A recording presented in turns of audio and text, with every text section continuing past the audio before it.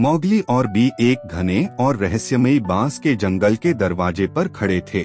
बांस के पेड़ आसमान से बातें कर रहे थे और कहीं अंदर एक सुनहरी रोशनी चमक रही थी। यह जंगल कुछ अजीब सा लग रहा है, मौगली ने धीरे से कहा। हाँ, लेकिन मुझे लगता है कि इसमें कुछ खास छिपा है, बी ने उत्साह से कहा।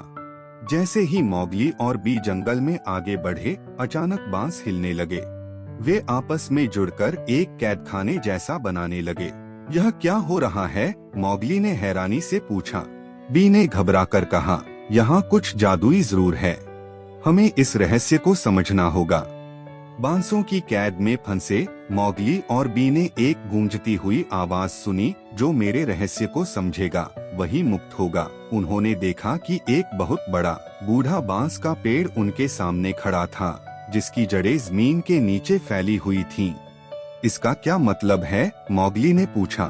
बी ने सोचते हुए कहा, बी से बैलेंस यानी संतुलन।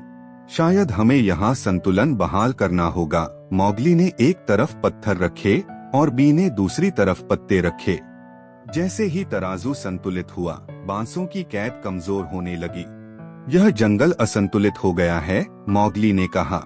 हमें इसे ठीक करना होगा। मौगली ने सूखे पेड़ों तक पानी पहुंचाया, जबकि बी ने जरूरत से ज्यादा उगे हुए पौधों को हटाया। जैसे ही जंगल में संतुलन बहाल हुआ, बांस की दीवारें खुद ब खुद हटने लगीं। जैसे ही संतुलन बहाल हुआ, जादुई बांस की आत्माएं प्रकट हुई। वे रोशनी में चमक रही थीं और खुशी मना रही थीं। बी ने खुशी से उछलकर छलांग लगाई और मौगली ने गर्व से जंगल की ओर देखा।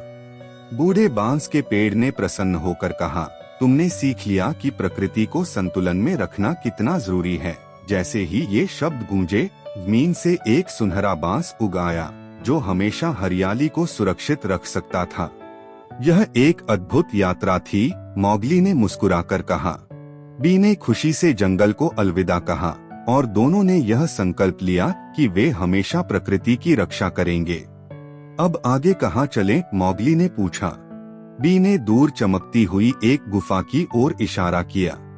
लगता है कि हमारा अगला रहस्य वहाँ है। और इस तरह मौगली और सी की क्रिस्टल गुफा की रोमांचक यात्रा शुरू हुई। B for banana, the heroic peel. B for blueberry, the tiny acrobat. B for blackberry, the speedy jumper. B for blood orange, the glowing fruit.